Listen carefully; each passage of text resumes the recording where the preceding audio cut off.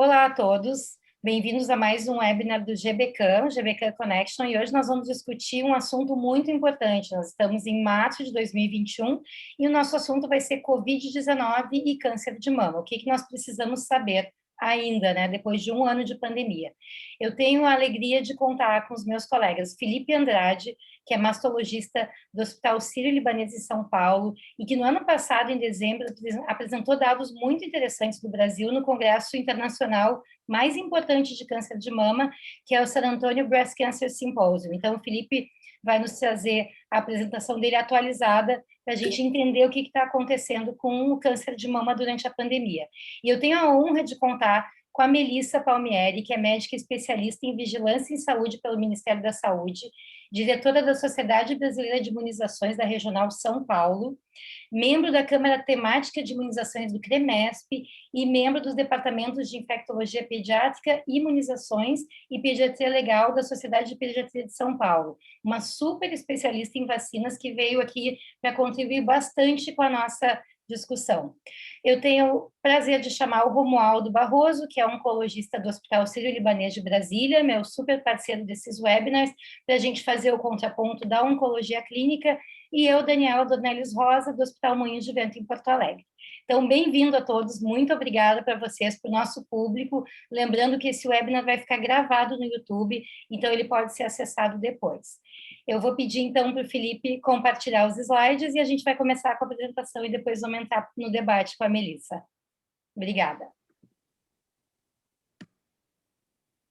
Obrigado, Dani. Obrigado, Romualdo. É um prazer estar aqui com vocês e com a Melissa para discutir esse tema. Eu acho que talvez hoje, na medicina, né, não me parece que tem um tema mais relevante para se falar no dia a dia que o Covid-19 e, obviamente, o câncer, que é uma doença temposensível, passa a ser também uma situação muito importante de ser discutida no cenário de uma pandemia. Bom, como a Dani falou, eu tive a oportunidade de apresentar em San Antônio. Essa aula vai ser praticamente ipsis literis, com alguma alteração, né, de dados mais recentes. E é um prazer estar aqui com vocês e poder discutir também, depois da aula da Melissa, acho que vai ser bem interessante. Bom, não tenho nenhum conflito.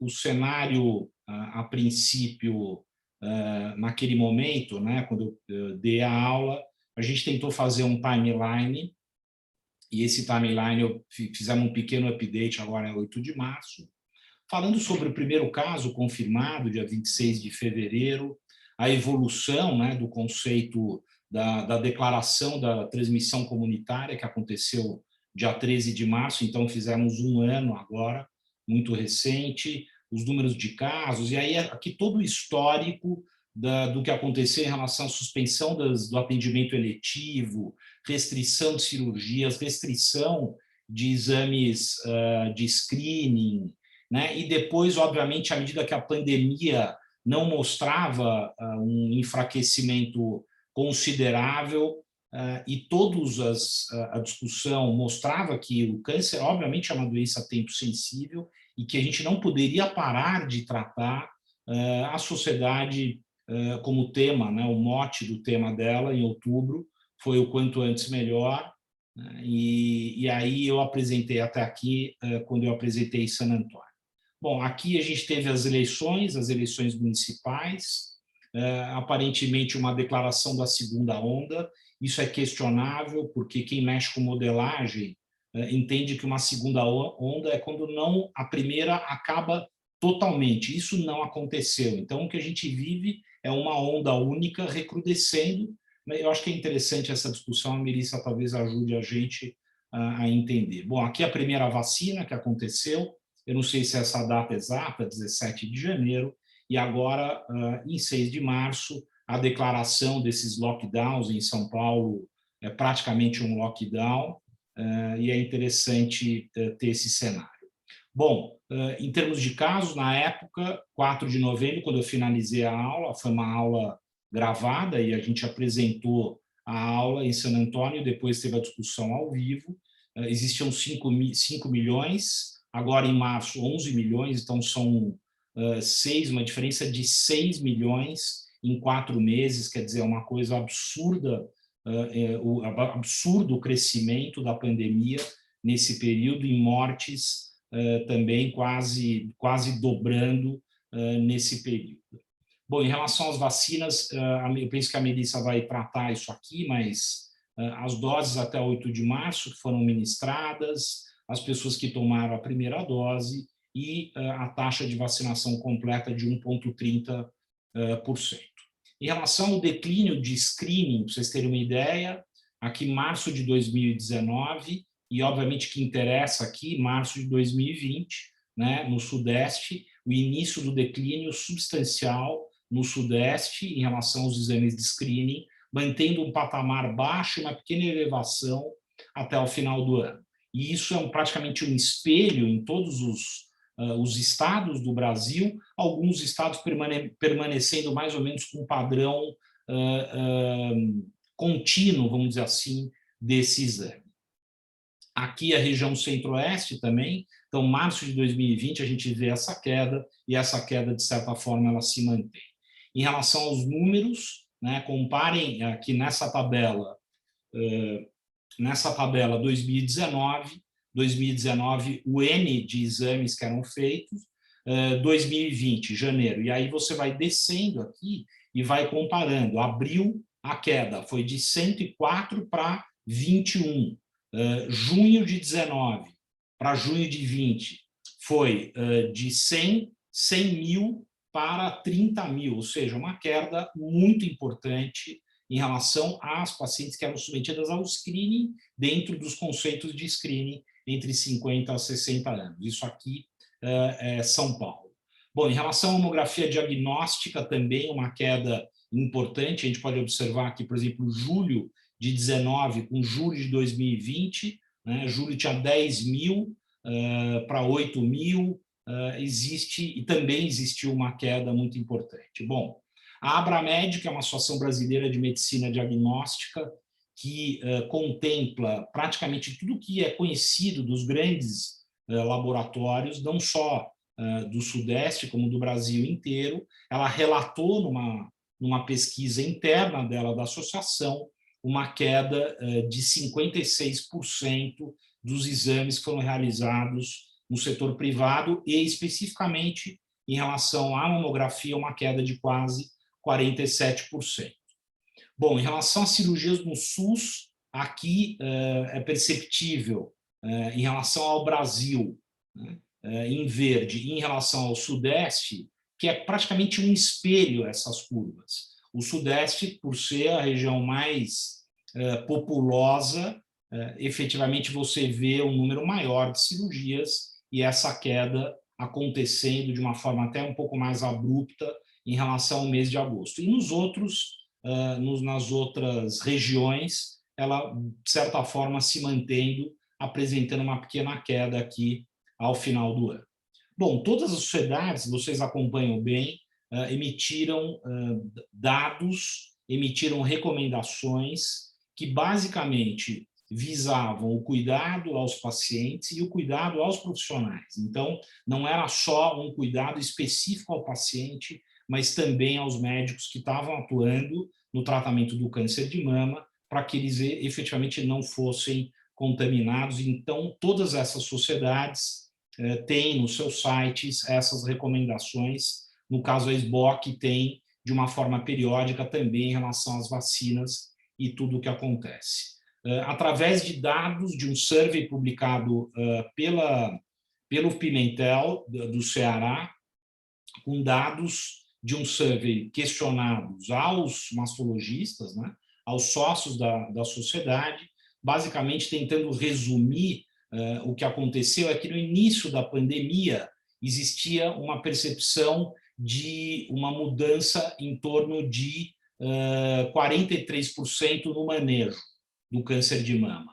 E essa mudança ela aconteceu quase a 70%. Então, 70% dos profissionais mudaram, eles tiveram uma mudança no manejo em relação ao câncer de mama durante a pandemia.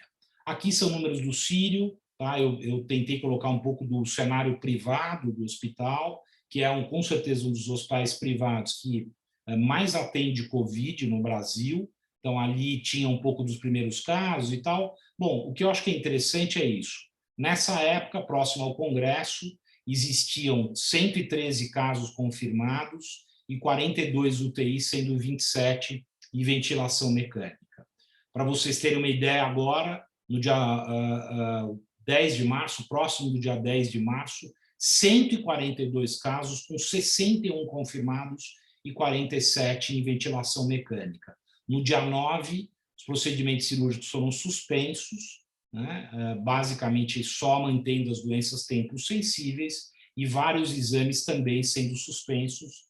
Então, não chega a ser um colapso, mas foi uma medida urgente para evitar um colapso nos hospitais privados que atendem Covid aqui em São Paulo. Penso que o mesmo deve estar acontecendo no Sul, a Dani deve comentar alguma coisa, e nos outros hospitais privados aqui em São Paulo. Em relação à queda de imagem no nosso hospital, uma queda expressiva acontecendo aqui em março, tá? Em março de 2020, aí os exames foram subindo, né? Aí em setembro teve uma ligeira queda e alcançamos um patamar ao término de dezembro, não efetiva, quase o mesmo do cenário anterior, e isso é interessante. Bom, eu não tenho a estatística desses últimos 3 meses, mas com certeza agora, com todas essas medidas, a tendência é que, de novo, o screening caia. Em relação às cirurgias, isso aqui é um cenário do ano todo. Percebam aqui, abril, maio, junho, o número de cirurgias comparadas em vermelho a 2019. Então, uma queda expressiva de pacientes que não foram operadas. Com certeza, isso vai ter algum impacto oncológico.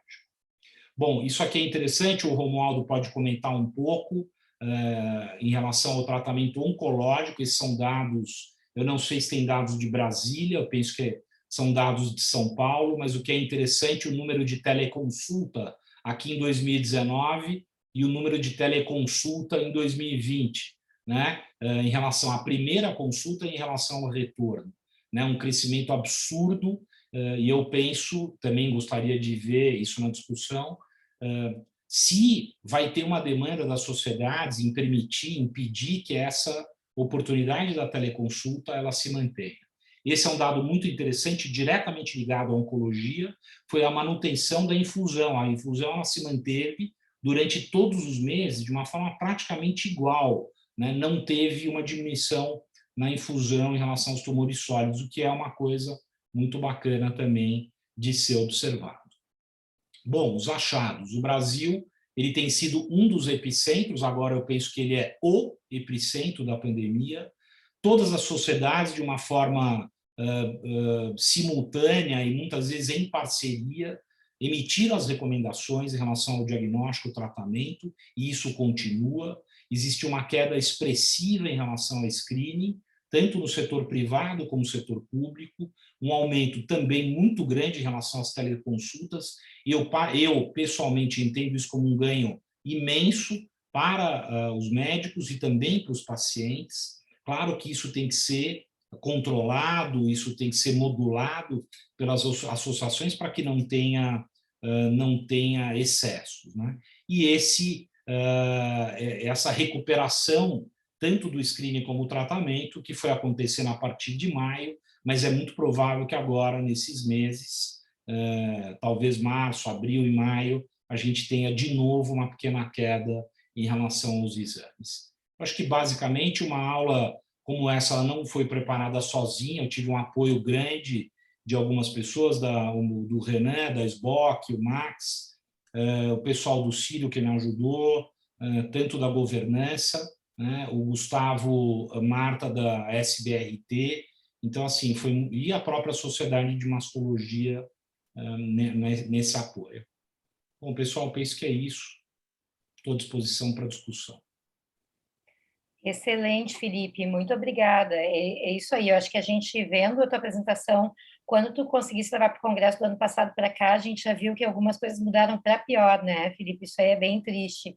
Eu queria introduzir a nossa sessão de bate-papo, que vai ser bem informal, a gente quer perguntas também do público que está assistindo. Nós já recebemos perguntas também de várias pessoas no Instagram, Facebook, LinkedIn, que nós vamos fazer aqui. Mas eu quero começar a nossa discussão, então, entre nós quatro, chamando a Melissa para nos dizer o seguinte: Melissa, como é que essa pandemia pode melhorar? É só com vacina? Como é que a gente está agora? Muito obrigada, Dani. Obrigada pelo convite, excelente palestra, Felipe, e vai ser uma discussão mesmo, eu acabei não fazendo, eu acho que o ideal mesmo é essa troca, e também muito obrigado, Romualdo, por estar aqui para a gente poder discutir. Eu acho que pelo comportamento que estamos vendo das pessoas ultimamente para o enfrentamento desta pandemia, com coisas que nós sabemos, como eu digo, como fazer com que o vírus deixe de circular, já que o comportamento das pessoas não está ajudando, eu acho que quem vai nos apoiar mesmo realmente são as vacinas. Só que aí tem um outro porém, né? Quando conseguirmos vacinar um grande quantitativo, e nós temos tido grandes problemas aí com relação à aquisição de vacinas, e por decisões do governo, com relação dele ter optado de início as duas, ele jogou, né, a gente fala, a cesta de ovos, que seriam as vacinas, ele colocou 2 ovos, que foi, na verdade, ele apostava muito a AstraZeneca, a Fiocruz, e aí depois ele acabou também, por causa da magnitude do nosso país, e agora ele está correndo, só que essa corrida para vacina, ela é mundial. E isso em vacina, não dá para fazer esse tipo de provisão e, vou comprar agora decidi comprar. Então, assim, uma coisa que é bacana, a gente não dá só paulada, né, no nosso país, eu digo, enquanto estrutura para nos apoiar da imunização, é a nossa capacidade produtiva. Que bom que temos Butantan e Fiocruz como instituições públicas. Sempre as pessoas falam assim, eu não uso o SUS. Não, todos nós usamos o SUS por vários motivos. Então, assim, que os nossos impostos, o que a gente acaba todo ano pagando, seja muito bem empregado. Então, que bom que temos esses produtores. Agora, nós temos aí grandes preocupações, né? Com relação às novas cepas, como vai funcionar. Mas ainda, eu quero trazer uma mensagem de início positiva, que as vacinas têm sim um impacto. Acontece que a gente precisa vacinar muito rapidamente com o maior número de doses. E esse é o grande desafio. Não é nem saber como vacinar, né? Nós somos especialistas em vacinar grande número de pessoas, mas é fazer com que as vacinas cheguem, e essas vacinas em chegando, elas aconteçam de fato no braço das pessoas, né? E o Felipe nos mostrou que receberam efetivamente 2 doses, é 1,3% da população, né, Felipe? Então, a gente está muito atrás. Eu acho assim, eu não vou ficar batendo na tecla da mensagem de que a gente tem que continuar usando máscara e fazendo distanciamento social, cada um andando dentro da sua bolha, porque não é mais nem aglomeração que a gente tem que dizer para não fazer, né? A gente tem que dizer para não sair da bolha. O que é a bolha? Aquela pessoa que mora contigo. Porque se a gente começar a sair da nossa bolha, a gente, mesmo não aglomerando, a gente pode estar transmitindo o vírus. Então, a situação, o Felipe perguntou na apresentação dele como é que está a situação no Brasil.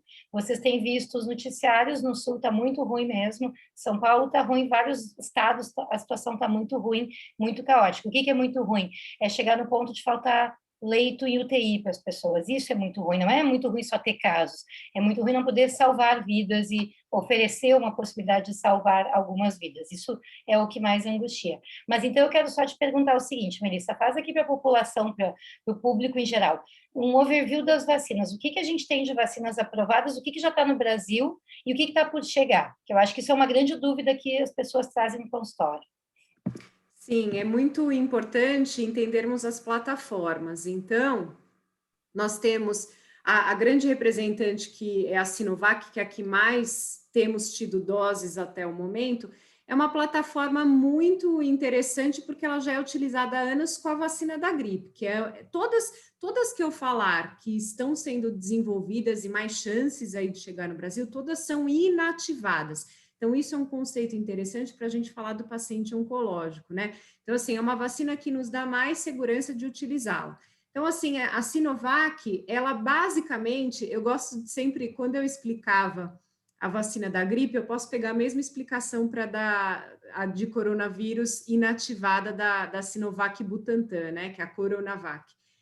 Imagina vocês uma laranja que vocês vão tirar o bagaço dela, então você vai tirar o material genético desse vírus, e aí você tem lá a laranja, só a casca da laranja, que é o capsídeo viral, e nessa casca da laranja você pega e espeta alfinetes, tá? Então, basicamente, essa vacina é eu pegar, replicar esse vírus em laboratório de biossegurança fase 3, e daí a dificuldade de termos muitas doses dessa vacina. Então, seria uma desvantagem da vacina, porque ela não é rapidamente produzida, a gente precisa desses IFAs, os IFAs precisam ser replicados em laboratório, e aí nós temos o benefício dela ter você fala, o acondicionamento dela de 2 a 8 graus, e você, ao introduzir para o indivíduo, você está mandando um vírus praticamente morto. Quando você replica esse vírus e tira o material genético, você vai inativá-lo com substâncias químicas ou físicas. E aí, você injeta, o seu organismo vai, reconhece, olha, a casca, ali tem aquelas proteínas de reconhecimento. Então, essa casca que eu conheço esse cara se ele entrar. Então, basicamente, a grande vantagem da Sinovac, Coronavac, essa possibilidade na casca de ter alguns antígenos, que a gente fala diferente. Bom, outra plataforma que é também muito conhecida é a da AstraZeneca, que a gente fala Shadox, ou Covishield, ou da Fiocruz.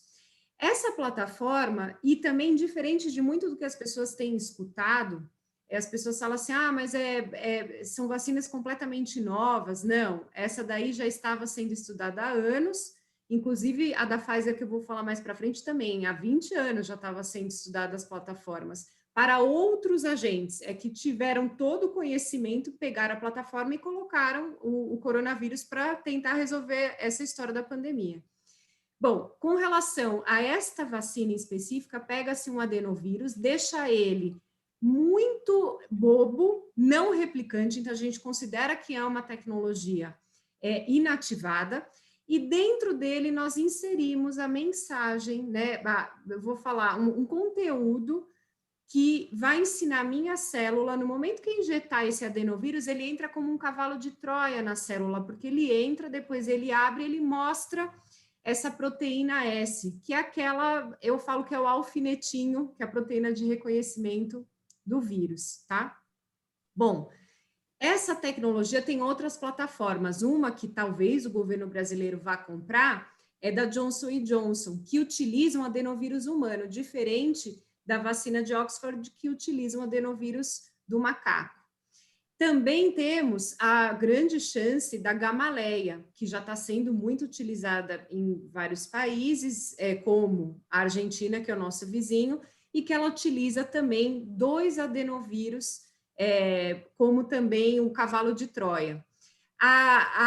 O benefício da Johnson, por exemplo, é que ela é uma dose só, ela se mostrou com uma eficácia muito interessante, né? Em torno de 66% e 85% de prevenção de formas graves. E com uma dose, você facilita muito fazer vacinação em massa. E a Gamaleya são 2 doses. Nós temos ainda dados publicados, né, aparentemente com uma alta eficácia. Então, e a da AstraZeneca, nós também já temos alguns dados que mostram uma excelente eficácia e uma excelente prevenção para formas graves. Todas essas que eu vou falar, uma excelente prevenção para formas graves, que é o foco da vacinação. Uma outra coisa interessante dessas plataformas é que elas estimulam a memória imune, né? Ela ativa a humoral, que é aquela de anticorpos, né? Que envolve o linfócito B e anticorpos, e a celular, que é bem interessante. Que isso é uma pobreza com relação às vacinas inativadas. Bom, depois tem uma outra vacina, essa daqui não chegou ainda no Brasil, ela é também considerada uma excelente opção nos Estados Unidos, que são de subunidade proteicas. que é a vacina Novavax. É uma nova vacina onde é focado fazer uma produção dessa proteína do vírus. Só que para ela dar essa resposta que a gente precisa, a gente tem que colocar um adjuvante. O adjuvante é aquele que vai dar força, vai dar vai fazer com que o nosso sistema de defesa desperte melhor para que ele possa produzir mais anticorpos. Então, essa seria a Novavax, que talvez o governo brasileiro esteja conversando. E temos as vacinas que a gente fala genéticas. Por este momento, temos aprovadas somente as de RNA mensageiros, mas tem as de DNA, estão sendo estudadas. Mas vamos falar das que existem nesse momento. A RNA mensageiro nada mais é envolver em uma partícula lipídica uma mensagem de RNA que entra na célula, entra naquela parte do citoplasma que tem o núcleo, imagina um ovo, você tem o núcleo, que é a gema, e você tem o citoplasma, que é a clara, ele entra na clara, que seria a parte da célula. Logo que ele entra, ele vai ser rapidamente reconhecido e ele se desintegra. Nesse momento, a célula vai apresentar para o nosso sistema de defesa qual que é essa proteína para ele também desenvolver. Qual que é o grande benefício dessas plataformas que nós temos visto? É a questão de uma rápida produção, porque ela não depende de cultivo celular no vírus, então isso é muito interessante, mas tem uma dificuldade do acondicionamento na temperatura, menos 70, menos 20, então nós temos a da Pfizer, menos 70 e menos 20 a da Moderna. E elas apresentaram uma eficácia muito alta e uma produção, né? A gente fala, aparentemente tem demonstrado cada vez mais dados de uma resposta robusta com relação também às duas imunidades que se a gente usa muito bem elas, a humoral e a celular, a gente tem uma boa resposta. Então, basicamente, eu fiz essa introdução inicial para que as pessoas tenham ideia e também, segundo informações, o governo realmente vai comprar a vacina da Pfizer, né? E parece que também está conversando com a da Moderna. Então, nós temos aí chances de termos, além das duas que já temos, a Sputnik, nós temos a da Johnson, que são as de vetores, e talvez as duas de RNA mensageiro, e quem sabe a Novavax mais para frente. Ótimo. Em resumo, a gente pode considerar que essas vacinas são seguras para pacientes com imunossupressão, como os pacientes oncológicos, certo? Com todo esse overview que tu fizesse aqui, que eu acho muito bom, para que todo mundo entenda e perca um pouco do medo, certo? Então, podemos vacinar. Isso é importante. Vamos lá. Por todo o conhecimento de como são feitas as vacinas, por serem inativadas, a gente realmente acredita no benefício e na importância de vacinarmos, porque muito bem o Felipe colocou no início da apresentação dele, a gravidade, a repercussão que um Covid também pode trazer no paciente oncológico. Eu não vou pegar nem só o paciente que tem um câncer de mama, a paciente com um câncer de mama. Nós temos também outros, né? Outras doenças oncológicas muito mais graves. Acontece que nós estamos, e aí eu digo, nós que trabalhamos, eu trabalho na área de imunizações mais de 15 anos, e vocês aí também nesse tempinho aí que todos são jovens, como eu, na área de vocês, nós gostamos de ter dados publicados, só que vocês, até eu digo mais do que eu, vocês estão acostumados às vezes de não ter todos os dados publicados, vocês não podem às vezes esperar. Então, o que eu vejo hoje com relação às vacinas todas as grandes instituições têm se posicionado, eu concordo, eu não tenho dúvida que provavelmente vocês concordem, e até eu quero também escutar vocês, que é importante o paciente se vacinar, porém, nas publicações se colocam, principalmente os oncologistas, precisamos ter mais dados. Um dado que eu quero mostrar para vocês que tem relevância nessa nossa discussão é que a única vacina que teve paciente oncológico na hora que fizeram na fase 3, porque lá no apêndice não entrou como critério de exclusão ser oncológico, paciente oncológico, foi a vacina da Pfizer. Todas as outras não tiveram. Foram em torno de 800 pacientes. Eu até ontem estava falando com um colega que trabalha na OMS, ele é oncologista, e a gente estava trocando figurinhas, até conversando, porque eu falei assim, eu queria achar mais dados. E ele falou assim, Melissa, é exatamente isso. E até realmente, ele conversando, esse ano vai ser um ano que a OMS vai olhar para o câncer de mama, uma iniciativa global, até uma notícia quente aqui, né, para vocês, e talvez vocês saibam, mas vai ser o ano também do câncer de mama, com iniciativas importantes de revisões sistemáticas, tudo. Então, assim, o nosso sonho é ter dados. A gente não vai ter tão rápido, mas acreditando que as plataformas sejam seguras, é recomendado fazer. Eu acho que é esse o recado, né, mais importante com relação às vacinas de Covid. Romulo, como é que está a experiência de vocês? Eu concordo com a Melissa, eu acho que a gente tem alguma experiência com outras vacinas, né, para pacientes que estão... Vamos só definir também algumas questões, né? Acho que o Felipe e o Romualdo vão concordar comigo. Uma coisa é a gente falar do câncer de mama, do paciente que está em segmento, sem tratamento com quimioterapia, com imunoterapia. É uma paciente que pode até estar usando hormonioterapia, mas não é considerada uma paciente imunossuprimida ou de risco para imunossupressão. Isso é a maioria das pacientes com câncer de mama está nessa situação, que é uma doença altamente curável. Por outro lado, a gente tem um número significativo de pacientes que estão em tratamento. Eu acho que essas pacientes são as que ficam com mais receio, muitas de receber e muitas de não estar na lista de prioridades, que daí é outra discussão. Romualdo, qual é a tua experiência em relação a essa situação? Os pacientes querem se vacinar, não querem? Depois eu quero ouvir do Felipe também.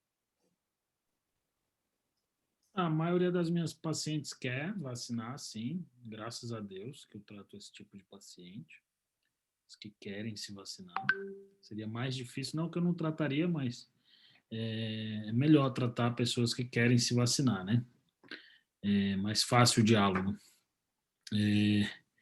Agora, a gente não tem experiência, né? Essa é a verdade. Com 1,9% da população vacinada, não dá para dizer que a gente tem experiência. E desses 1,9 aí, sei lá, a grande maioria deve ser profissional de saúde, né? Então, assim, a gente não tem.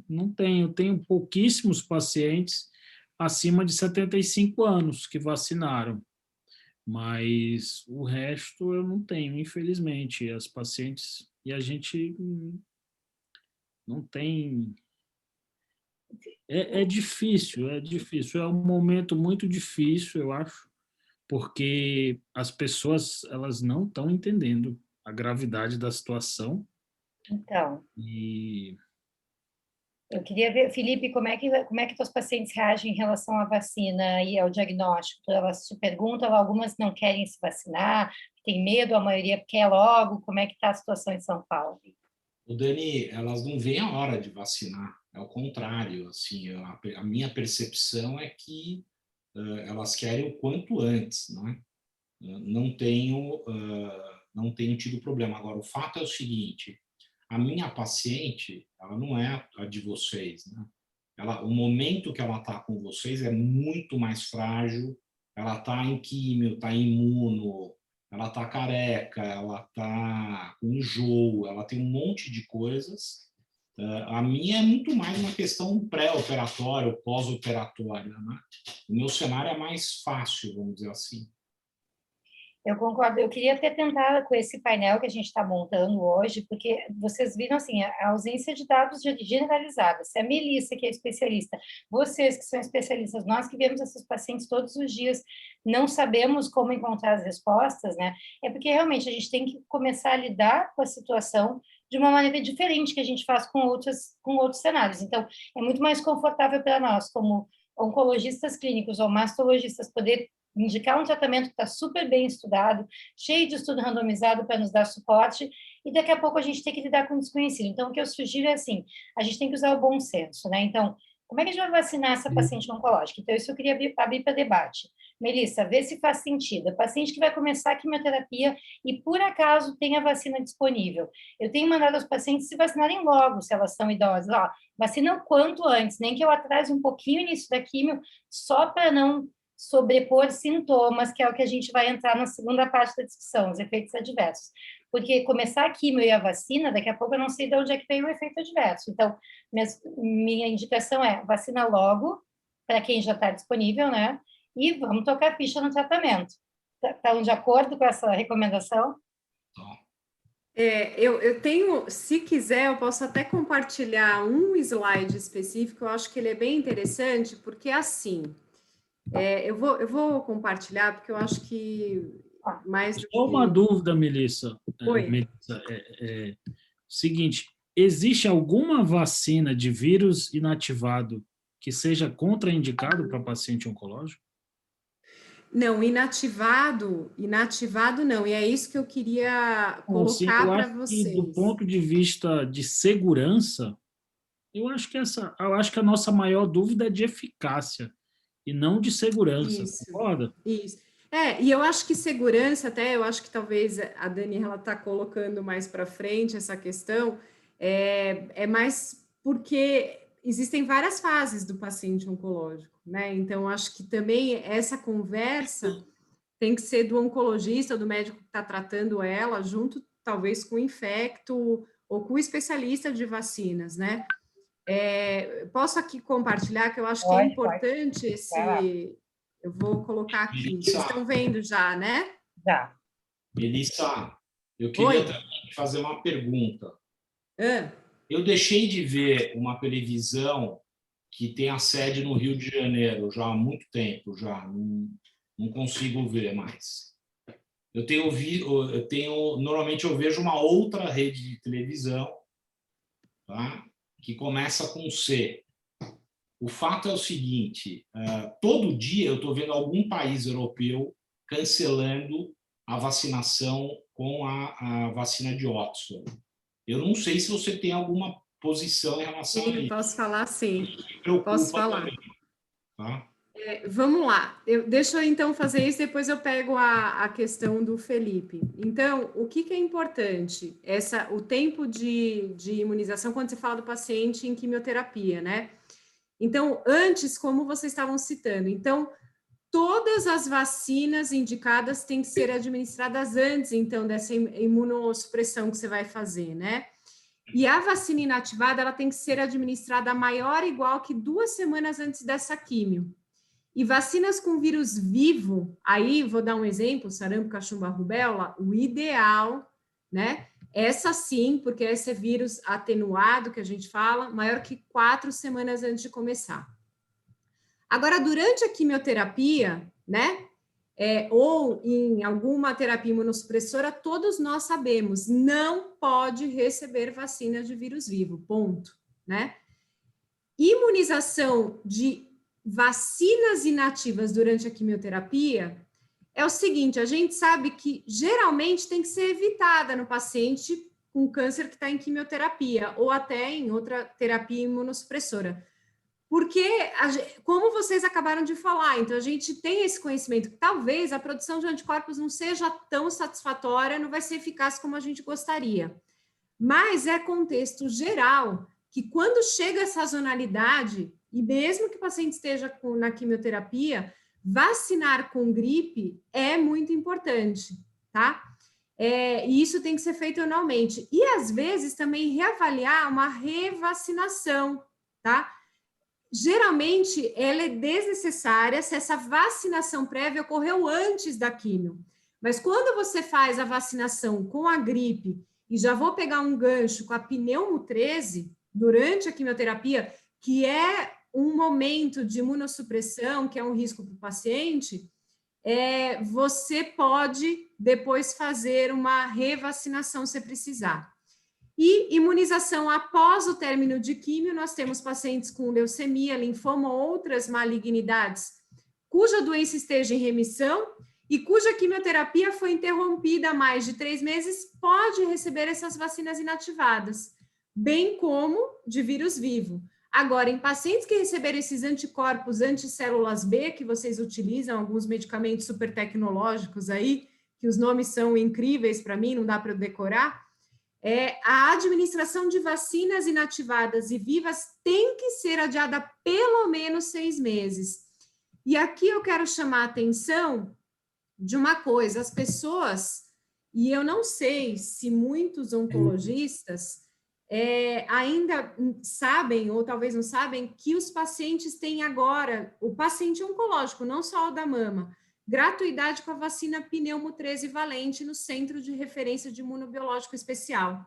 Nós temos uma compra que o governo fez e não está tendo saída de uma vacina extremamente importante e tecnológica.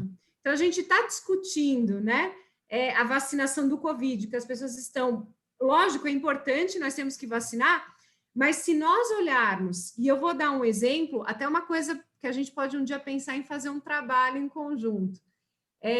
Nós temos visto que a cobertura vacinal de um paciente que convive com HIV/AIDS, existem inquéritos que foram feitos, tem um colega em Vitória, infecto, que ele verificou só 20% dos pacientes com HIV/AIDS estavam com a carteirinha de vacinação em dia. A gente não tem esse dado com paciente oncológico no Brasil, e deve ser muito pior. Assim, deve ser muito aquém, né, do que... Então, assim, acho que a gente deveria fazer uma geração de dados com relação a isso, eu acho que é interessante. E também não deixar de falar, que também é muito importante, a questão... Eu não sei se ainda está compartilhando a tela ou não. Não, eu não sei. Já parou. Não tá. Tá. Não, então, é muito importante, eu posso até compartilhar, que aí fica até mais bonitinho. Deixa eu pegar aqui. Então, assim, aqui, a gente nunca pode deixar de falar da estratégia COCUM, que é você vacinar. Bom, primeiro, nós temos que estar com toda a nossa vacinação em dia, e segundo, tem que vacinar os contatos domiciliares. Algumas vacinas eu deixei em vermelho aqui nesse slide, tem gratuidade no serviço público. Outras, por exemplo, se você quiser vacinar o entorno do paciente oncológico com vacina para coqueluche, por exemplo, aí tem que fazer no serviço privado, que é difteria, tétano e coqueluche, né? Então, é importante que nós tenhamos conhecimento de que, e também estejamos atentos a falar isso para o paciente, porque no caso, por exemplo, também, vamos pegar agora o gancho para a COVID. As vacinas ainda não comprovaram a redução da transmissão, né? Que a gente fala, a vacina de sarampo, cachumba, rubéola, se eu me vacino, além de eu reduzir o desfecho de gravidade para mim, eu reduzo a transmissibilidade. Então, ela é uma vacina fantástica. Por quê? Quanto mais vacinarmos, mais rápido a gente cessa a circulação do vírus do sarampo. Agora, a do Covid, ainda estão sendo estudados alguns dados. A gente acredita que algumas vacinas talvez não vão apresentar esse grande benefício da vacina de sarampo, mas uma vez quando a gente tiver mais gente vacinada, as pessoas até poderão pegar a infecção pelo Covid, mas como elas vão ter sintomas muito bobos e leves, o risco de transmissibilidade vai ser menor. Então, talvez a gente, de uma forma muito mais lenta, a gente vai conseguir diminuir a circulação desse vírus em comunidade, tá? Isso é uma das estratégias que muito tem se falado com relação à vacina de Coronavac, tá?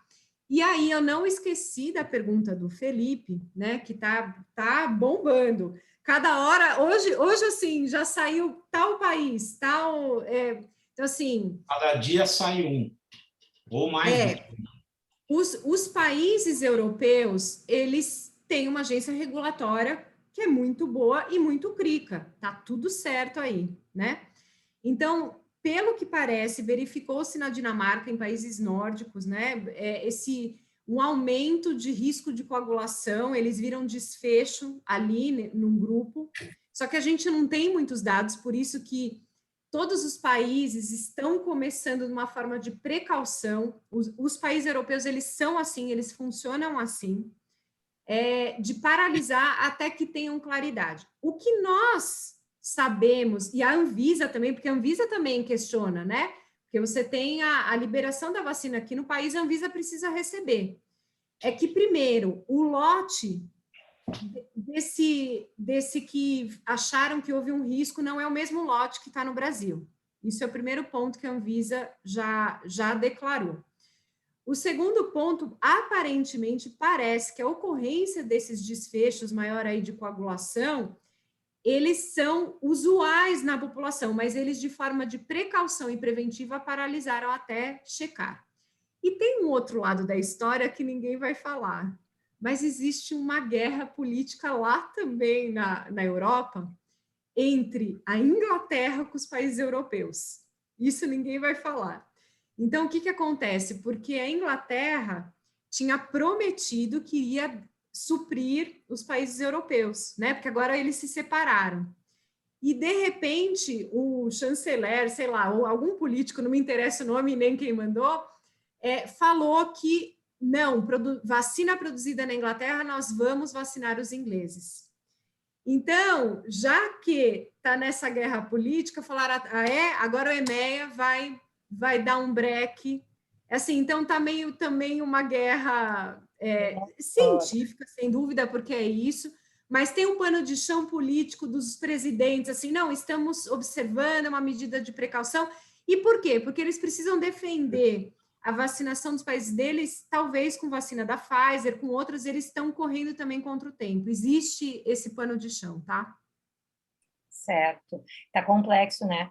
A gente tem tantas dúvidas, mas eu acho que assim, vou tentar ir resumindo as coisas que a gente está falando, porque eu já vi algumas perguntas aqui que eu vou começar a fazer para vocês, mas assim, em resumo, as vacinas atuais disponíveis são seguras para pacientes imunossuprimidos, porque são de vírus inativado ou de partículas virais, então a gente não tem, seguras no sentido de não causarem doença, sabidamente, embora não tenham sido testadas especificamente nesse grupo de pacientes oncológicos, a gente também tem alguma condição de fazer analogia com outras vacinas que a gente está acostumado a fazer e indicar para esses pacientes. Eu sempre digo no consultório, tem vacinas que não podem ser feitas. Por exemplo, paciente em quimioterapia não pode fazer vacina da febre amarela.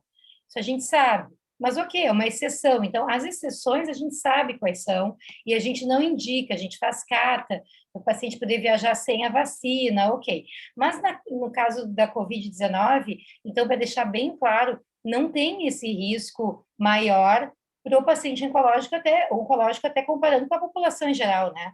Agora, eu queria entrar na questão dos efeitos adversos, tá? Porque eu concordo com vocês, assim, é política a questão, a gente nem vai abordar isso aqui, porque seriam horas e horas de discussão, inclusive filosófica até, né?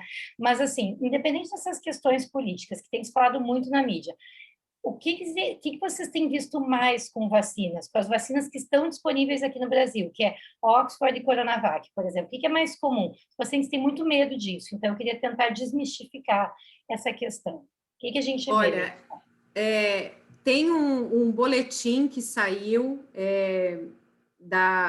do próprio Ministério da Saúde, de uma avaliação que a gente fala bem ainda, como o Felipe falou, ainda não fomos muito vacinados, então bem preliminar, mas dos dados de segurança que a gente tem, a principal reação adversa que aconteceu com as vacinas, e quando eu falo com as vacinas, a principal que a gente está mais vacinando é a Coronavac, mas tem uma representatividade da Fiocruz, AstraZeneca, Oxford.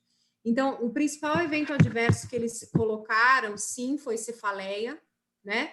Estou falando de sistêmico, porque dor local existe nas duas vacinas, mas assim, por exemplo, a Coronavac tem hidróxido de alumínio, a da AstraZeneca não tem. Então, às vezes um componente dentro da vacina pode dar alguma coisinha a mais. Mas falando do sistêmico, que é o que mais dá medo, que às vezes assim, o paciente oncológico, você tem que estar tateando tudo isso daí, né, para o momento que ele está.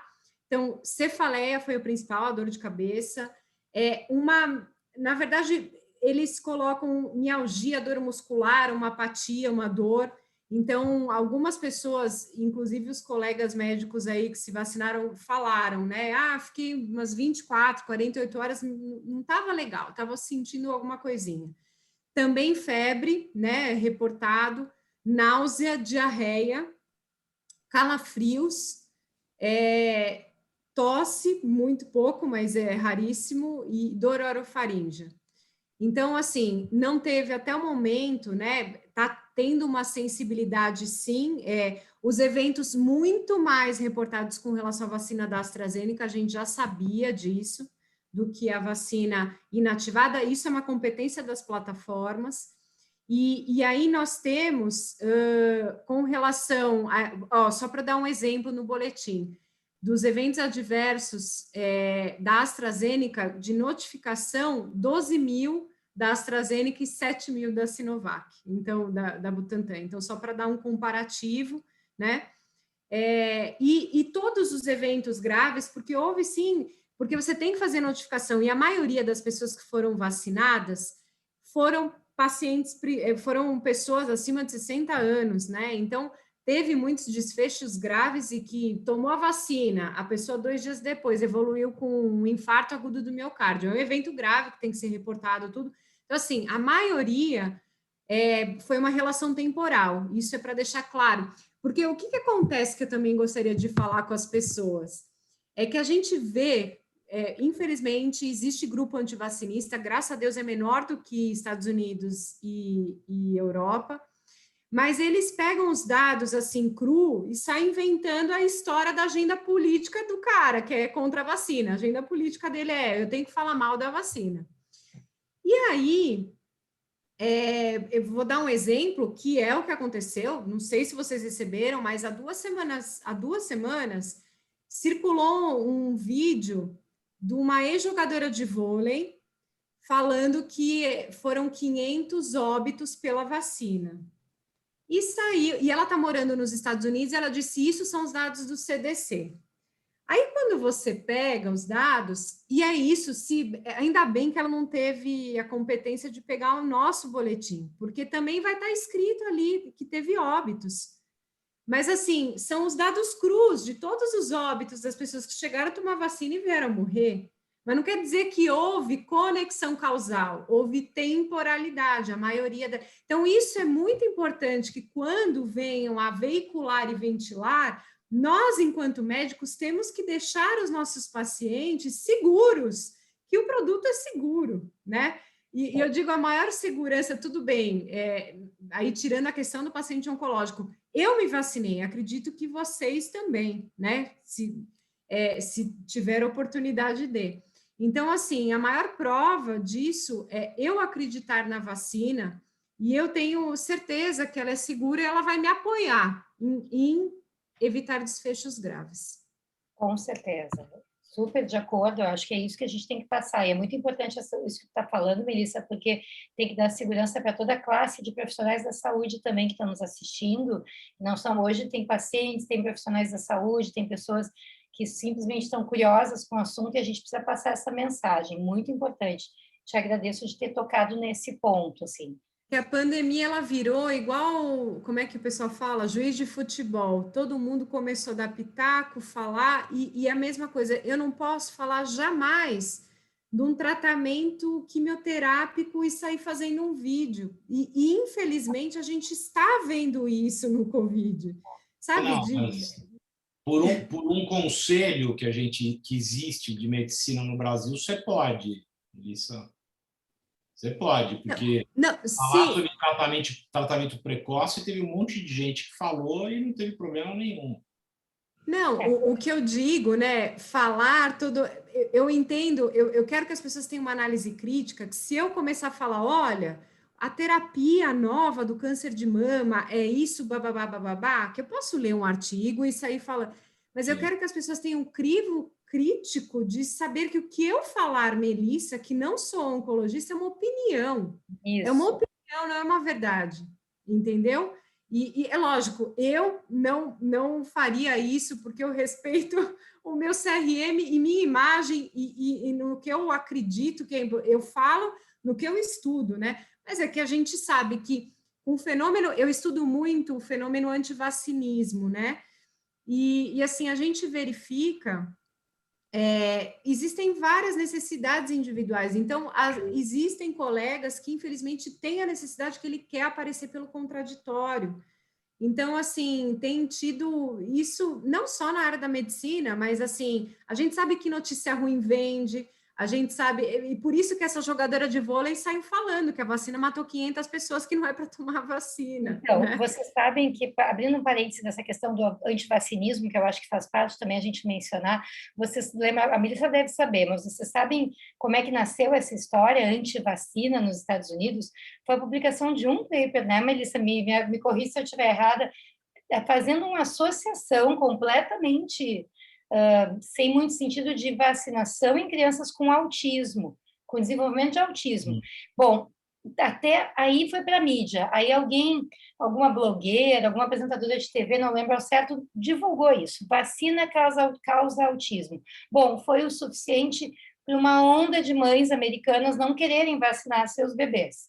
E isso foi crescendo, crescendo, até que lá atrás descobriram que não tinha nada a ver a tal da associação do artigo, mas daí já era tarde demais, porque caiu na mídia e na popularidade, né? Então, até hoje a gente sofre as consequências de um artigo infeliz que foi mal divulgado e que O não Lancet estava se correto. retratou, o Isso, Lancet chegou mas porque ele aí, descobriu isso.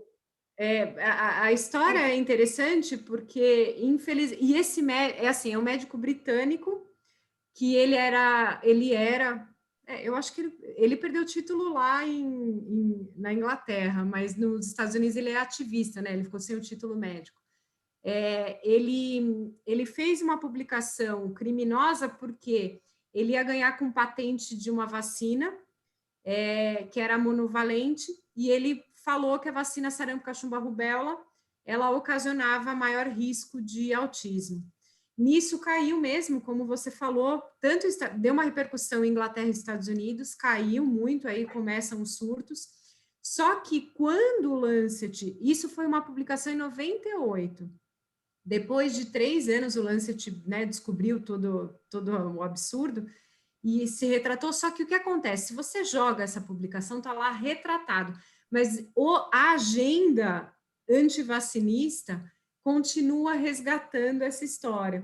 E dentro do movimento antivacinismo, também é uma situação interessante, as formas, as táticas das pessoas de atacar, às vezes eles atacam a credibilidade do médico, eles lá é muito forte. Eu participava de um grupo americano e assim, eu tenho um colega pediatra que ele criou uma fundação que se chama Shots Heard Round the World, que é sobre defender os profissionais de saúde que são atacados pelos antivacinistas. E existe um medo aqui, a gente monitora aqui, mas é que, graças a Deus, a confiança em vacina aqui, ela é muito boa no Brasil. Mas não quer dizer que não estejamos com o terreno arenoso, assim, tá meio areia movediça, né, de se afundar em qualquer momento, a gente tem que estar alerta. E até em função disso, eu quero puxar o gancho para o Felipe e para o Romualdo, bem como tu falasse, Melissa, aqui. Começar a fazer, né, nem publicações a gente quer ver, mas começar a dar palpite sobre áreas que quase ninguém entende, uma pandemia é algo novo, então a gente tem que deixar para quem realmente está estudando o assunto, a gente acaba tendo, é muito frágil, né? E o público leigo nem sempre se dá conta disso. Então, eu quero aproveitar esse webinar que eu tenho grandes especialistas em várias áreas para poder fazer um bate-bola aqui de algumas perguntas que eu recebi de pacientes e até de outros colegas, e eu vou perguntar para vocês baseado no conhecimento, então, da área de que cada um estuda, né? Que eu acho que esse é o exemplo que a gente tem que dar. Então, Felipe, eu tenho recebido alguns questionamentos dos pacientes, que é o seguinte: a gente sabe, eu vou puxar o Romualdo em seguida, porque a gente sabe que a gente pode adaptar o tratamento oncológico nesse momento de pandemia mais grave, principalmente em alguns estados onde estão em lockdown, ou aqui no sul se chama bandeira preta, onde tem restrição de leitos. Como é que vocês estão conduzindo a seguinte situação? Felipe, o paciente precisa fazer mastectomia bilateral, indicação oncológica, do mastologista. Pode fazer reconstrução, isso significa aumentar muito o tempo cirúrgico no momento de mais precaução, com menos leitos de UTI, ou tudo bem, o tempo cirúrgico não aumenta muito? Você deixaria de indicar uma reconstrução imediata por causa da pandemia? Não, não deixaria, mas eu não faria uma mastectomia vamos dizer assim, preventiva, né, por uma paciente mutada nesse cenário. Eu acho que dá para esperar um pouquinho, esperar melhorar um pouquinho, né, e aí fazer. Agora, se ela tiver câncer de mama e foi indicação de mastectomia, eu acho que precisa reconstruir. É muito difícil entregar uma mama sem reconstrução hoje em dia, né? Ótimo, então acho que isso é uma resposta muito importante. Mastectomia preventiva, profilática em pacientes com mutação de BRCA1 e 2, por exemplo, Aguarda. a gente pode postergar, mas mastectomia terapêutica, paciente com câncer, a gente não tem que postergar e pode reconstruir. Romualdo, quimioterapia versus hormonioterapia. Se a gente tem uma paciente com a indicação de fazer, que a gente até faria uma cirurgia direto, mas ela tem receptores hormonais, a gente pode pensar em hormonioterapia ou quimioterapia antes da cirurgia. Como é que tu tens conduzido esses casos? Tem mandado direto para operar? Tem tentado começar um tratamento sistêmico antes, para esperar melhorar um pouquinho? Eu acho que se a paciente preencher os critérios de boa resposta à hormonioterapia, acho que sim, acho que é uma boa indicação. Hormonioterapia antes da cirurgia. Quem puder evitar ir para o centro cirúrgico agora, acho que tem que ser evitado. Assim, a gente, assim, tudo da pandemia é dinâmico, mas assim, a grande verdade é a maioria das cidades está colapsada. Então, assim, você não tem leito de UTI. Então, se você puder evitar uma cirurgia que eventualmente vai precisar de UTI, vamos evitar. Então, assim, para quem é aquele paciente com tumor luminal A,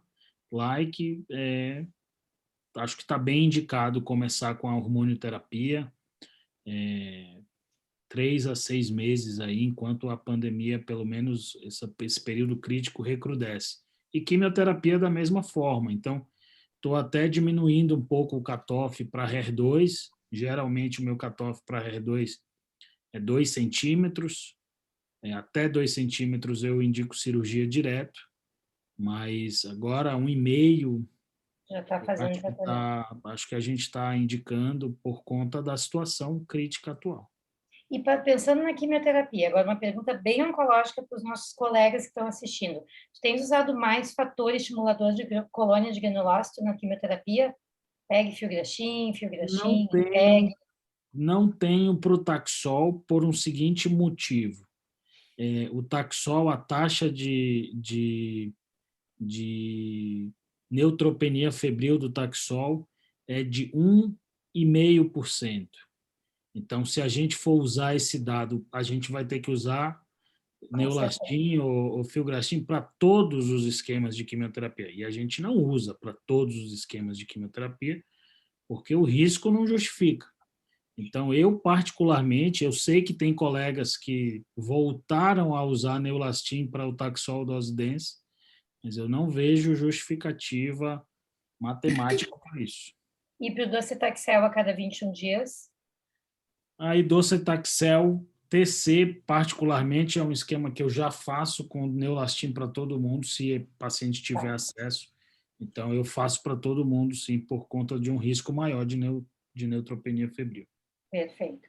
Algumas pacientes perguntaram se a gente teria algum problema em vacinar pacientes com doença metastática.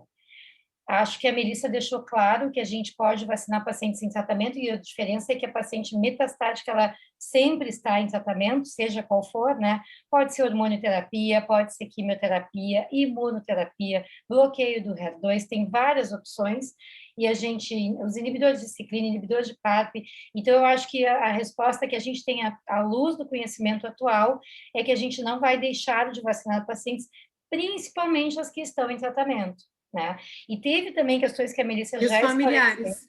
E os familiares também, com certeza, é verdade. Os cuidadores... Eu acho que esse ponto aí dos familiares, ele é crucial. Eu sempre friso para os meus pacientes o seguinte: olha, você vai vacinar no dia que você tiver vacina. Se a gente precisar, a gente revacina você depois que a quimioterapia acabar. Mas mais importante do que vacinar você que está fazendo quimioterapia é a sua bolha, como a Dani usou. Porque se o vírus não chegar a você e você tiver um escudo vacinal dentro da sua casa, a gente está feliz. Então, é mais importante do que vacinar o paciente fazendo químio ou imunossuprimido, vacinar a rede de contatos dele. Isso tem que deixar muito claro para os pais, irmãos, tios, cônjuge. Eles são quem vão levar o vírus para o doente. Então, eles têm que estar vacinados. E E aquela... nós, médicos e a equipe de assistência. É Isso aí verdade, não né? tem dúvida. Se tiver um médico nessa altura do campeonato que não está vacinado ainda, vamos checar isso daí, gente. Sim, sim. É isso aí. Pessoal, uma publicação interessante, recente, agora é mais para o Felipe, sugeriu que a gente deva deixar a mamografia e a ultrassonografia mamária para fazer algum tempo após a vacina da Covid, porque poderiam surgir linfonodos alterados e alterar o exame. Conta um pouquinho para nós sobre isso, que eu acho que é uma dica muito importante que a gente tem que dar aqui. Isso aí foi pipocando, né, Dani? Saíram vários relatos de caso de pacientes que evoluem com uma linfonodomegalia axilar.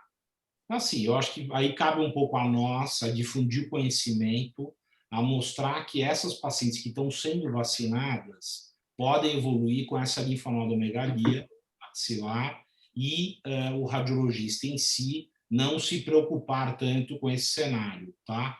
Mas eu também acho que aí faz parte nossa, como profissionais que atuam, né, orientar e não ser mais um fator para inibir a vacinação. Porque é sempre assim, toda dificuldade, por isso que eu perguntei para a Melissa, então essa história da Europa cancelando, todos os países cancelando, para mim faz total razão a questão política. Eu não tenho a menor dúvida, que é o que a gente vê aqui no Brasil. E uma coisa que é só importante, acho que como a Melissa frisou, a equipe médica, e aí é por isso que eu sempre falo para os residentes, para o pessoal, que é o seguinte, gente, vocês não podem deixar de usar máscara, porque mesmo a gente estando vacinado, a gente ainda transmite. Então, a gente não pode expor os pacientes. E assim, vocês não têm ideia como eu fico chateado de ver o pessoal postando foto no Instagram aglomerando. É impressionante. Isso Assim, é uma questão de educação que a gente tem que conseguir tocando na mesma tecla, né? Porque é muito difícil para as pessoas entenderem, que a vacina não evita transmissão do vírus, ela vai evitar morte, né, Melissa? Casos mais graves, mas não vai evitar que a pessoa transmita o vírus para alguém que eventualmente não esteja vacinado, que não é para ficar fazendo aquela visitinha para o parente que vai começar a quimioterapia ou que tem algum outro fator de risco, porque aquela visitinha pode atrapalhar. Já aconteceu na prática no meu consultório de ter que adiar a quimioterapia, que a paciente recebeu visita de familiares antes da quimio, para um almoço, e no dia seguinte alguém estava positivo, daí um tempo depois a paciente positivou, enfim. Isso tem um impacto no tratamento e é um risco que a pessoa corre, né? Então, eu acho que isso é bem importante também da gente mencionar. Puxando o assunto da mamografia, Romualdo e Felipe, eu tenho incentivado as pacientes a manterem os agendamentos que são necessários de exames de rastreamento e exames de segmento. Tenho adiado exames em casos que são totalmente desnecessários. Por exemplo, aquela paciente que tem doença avançada, que eu sei que o PET-CT dela está em resposta completa já há vários meses, eventualmente ela pode fazer um PET-CT um pouquinho mais adiante. Mas vocês concordam que o rastreamento do câncer de mama e o acompanhamento deva ser mantido? Quero que vocês digam como é que vocês estão orientando, a Melissa também. Depois tem que tirar do mudo ali, Melissa, senão a gente não vai te ouvir. Como é que vocês estão acompanhando, recomendando os pacientes em relação a idas para exames? Eu penso que o screening talvez seja mais a minha parte, né? O Romulo, não sei o quanto que ele pede de screening. Dani, assim, eu acho que esse mês a coisa está muito feia.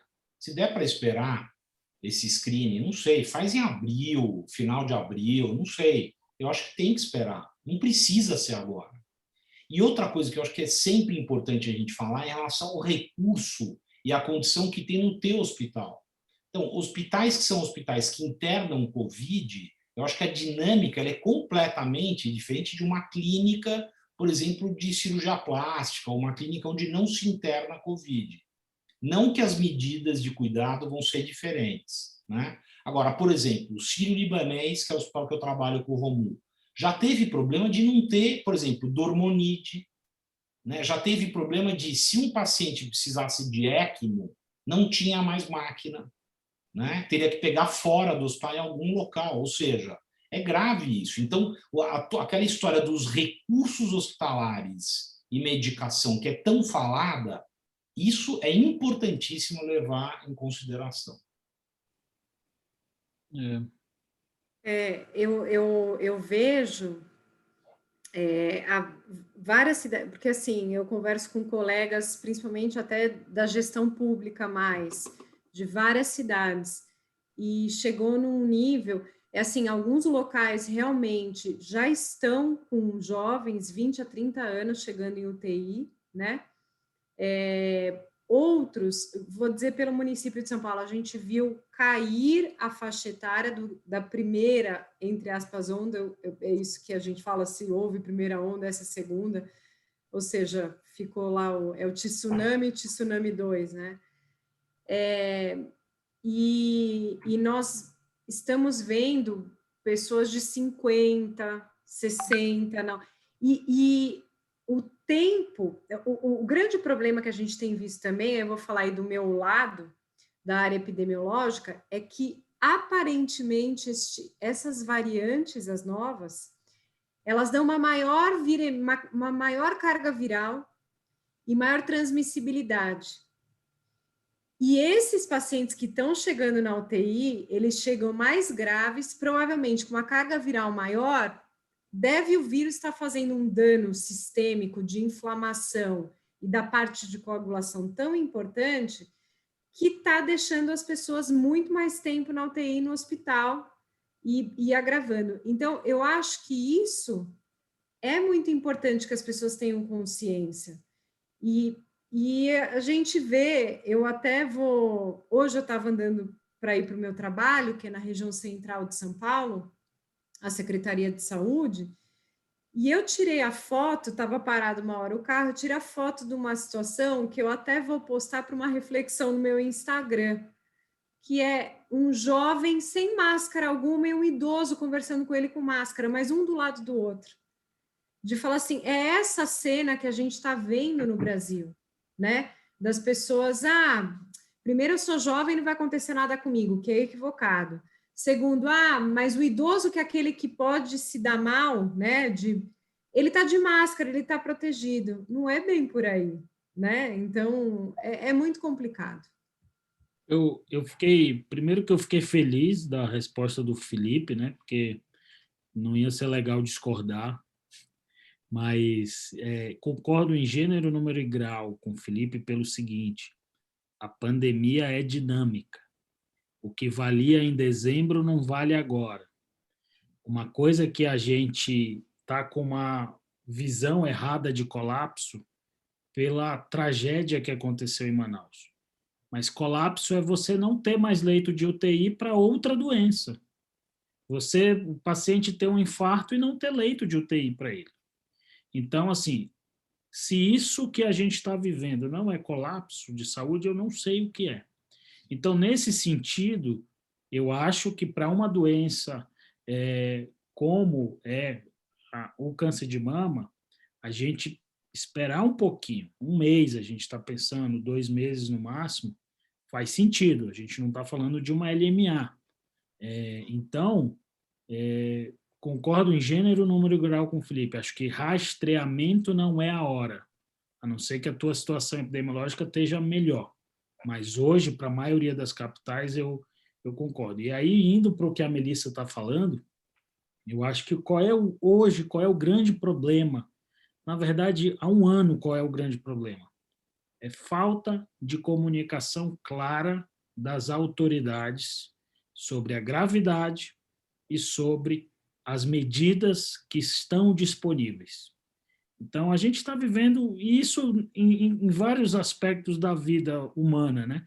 Que é assim, como a comunicação é importante. Então, essa questão dos anti-vacina, tudo fake news. E eu sempre falo uma coisa, contra fake news só tem um remédio, true news. Então, a gente precisa comunicar, precisa falar francamente para as pessoas, e a gente tem que disseminar a verdade, porque se a gente ficar calado, não tem vácuo. A mentira entra. Tem dois pontos que eu só queria pegar o gancho aí do que vocês colocaram. O seguinte, existe uma coisa que é um serviço essencial que as pessoas não estão indo, que é se vacinar das outras vacinas. E a gente está deixando um rombo de um terreno mesmo bem aberto para uma poliomielite voltar no país, por exemplo. Isso eu estou querendo falar porque já desde 2016 estava caindo a cobertura vacinal, por vários fatores. Não vai ser nem tema de hoje, enfim. Mas o que eu quero falar é, enquanto estamos nesse contingenciamento, que é isso mesmo que o Felipe e o Romualdo colocaram, que agora não é momento de hospital, enfim, só que eu estou vendo por outro lado que as pessoas, já durante toda a pandemia, não apareceu no posto de saúde que está preparado com segurança para atender a pessoa para fazer a vacina que está atrasada. Isso em todas as faixas etárias. Então, eu queria fazer esse contraponto, por quê? Porque tem um risco, e esse é meu medo, o medo que me tira algumas noites mal dormidas, é quando a gente chegar no inverno e a gente tem toda essa história da aglomeração, e aí a gente vai ter coronavírus, vai ter influenza, vai ter, com criança a gente tem vírus sincicial respiratório, né, que leva a criança para UTI, com um serviço, né, de UTIs que possam estar esgotados, e além de tudo, pensando em Brasil, temos as nossas doenças endêmicas que são as arboviroses, dengue e chikungunya, que agora está chovendo muito, e as pessoas estão esquecendo. Às vezes as pessoas falam, o paciente está com artralgia, dor na articulação, no 7º dia depois da vacina, porque é uma das reações adversas, principalmente da AstraZeneca. Aí eu falo, Baixada Santista, você pensou em chikungunya, dengue, você não colheu nada, não? Você esqueceu que... E está bombando chikungunya na Baixada Santista, as pessoas esquecem o básico. É isso que eu queria falar, de deixar de recado importante. Super importante. Deixa eu até complementar o que o Romualdo e o Felipe falaram e o que a Melissa está colocando. Eu acho que o Romualdo usou uma frase muito importante: a pandemia, ou o Felipe, agora não lembro qual dos dois, a pandemia é dinâmica. E isso a gente tem que a toda hora estar sempre reorganizando as coisas de acordo com a instituição. Então, talvez a mensagem principal aqui é que as pessoas não tomem decisões sozinhas, né? Sem consultar a sua equipe, sem consultar o local onde vai fazer exames. Se sente mais à vontade de ir numa clínica, vai fazer talvez o rastreamento, porque daqui a pouco a gente vai ficar tanto tempo com a situação difícil que a pessoa vai ficar insegura de não fazer aquele exame. E a gente também viu algumas apresentações, né, pessoal, dos congressos recentes de mama, mostrando que teve um aumento de subtipos mais graves de câncer de mama. Então, mais HER2 positivo, mais triplo negativo. Por quê? Porque provavelmente são aqueles tumores que crescem mais rápido e, independente do rastreamento, eles acabam sendo diagnosticados. Então, a gente também tem que fazer um balanço. Eu acho que esse é um balanço super delicado, que só o profissional da área da saúde pode fazer mesmo, né? De entender qual é o momento de dizer vai em frente, qual é o momento de dizer para. Se a paciente fez todos os exames antes do lockdown e não quer só ir mostrar, aí é o momento da telemedicina, né, Felipe?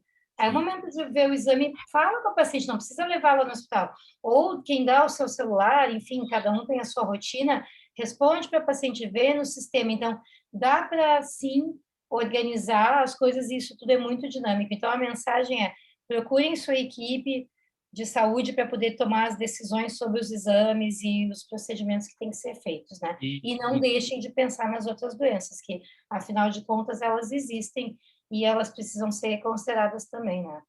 Isso é muito importante. Claro que a gente tá dando essas recomendações ou pensando, discutindo sobre essas recomendações, considerando e tendo esperança que as coisas não vão estar assim daqui 2 meses.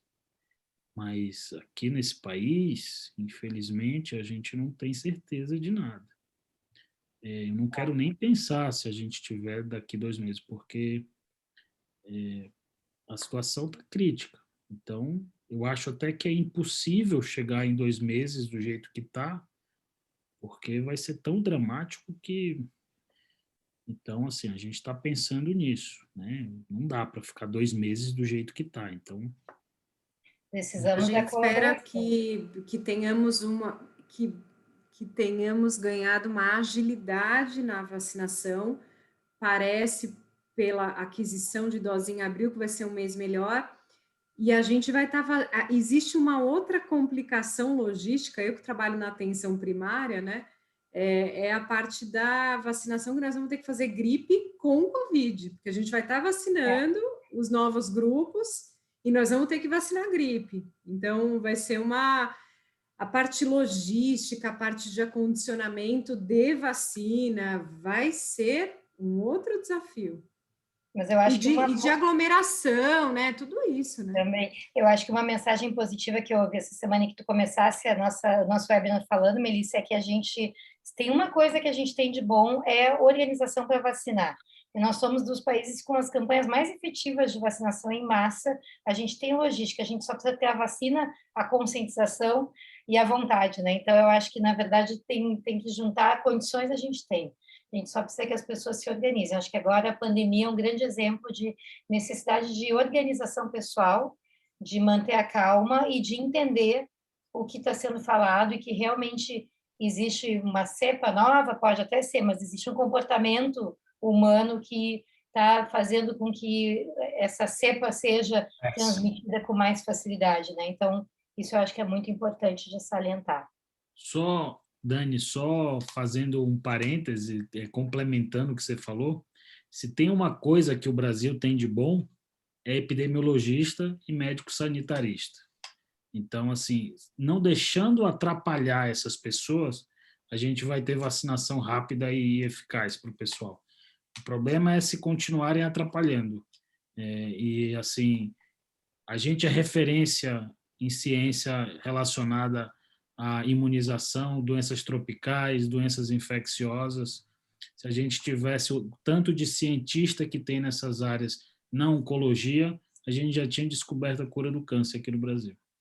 Então, nunca procurem um oncologista para operar a mama, nem um mastro para fazer químio, procurem uma imunologista para falar de vacina. Então, a gente tem que saber o que procurar e com quem falar, né? Então, a gente, começando, divulgando essa mensagem, eu acho que é isso aí, Romualdo. A gente tem os melhores cientistas, os melhores assistencialistas, é só a gente poder direcionar as pessoas para os profissionais corretos, né? Gente, eu queria agradecer muito vocês. Eu acho que nós respondemos todas as perguntas que vieram pelas redes sociais. E muito obrigada pela participação de vocês. Espero que não tenha ficado nenhuma dúvida, se vocês ainda têm um tempinho para perguntar um para o outro, mas eu acho, ó, Romualdo. Meu filho está me esperando. Só vai então, tá bom, gente. Então, muito obrigada. Foi um prazer estar com vocês. Quem quiser acompanhar um pouquinho mais de vacina, me segue lá no Instagram, que é o Dr_Melissa_Palmieri. Então, sempre quando dá tempo, a gente nutre lá de informação. E eu vou agora seguir vocês para aprender um pouquinho também da área de vocês, porque eu preciso saber também da área de vocês um pouquinho só. Muito obrigada. Gente. Obrigada, Felipe. Excelente, Dani, Felipe e Melissa. Um abração. Deus nos proteja. Tchau, tchau. Um abraço.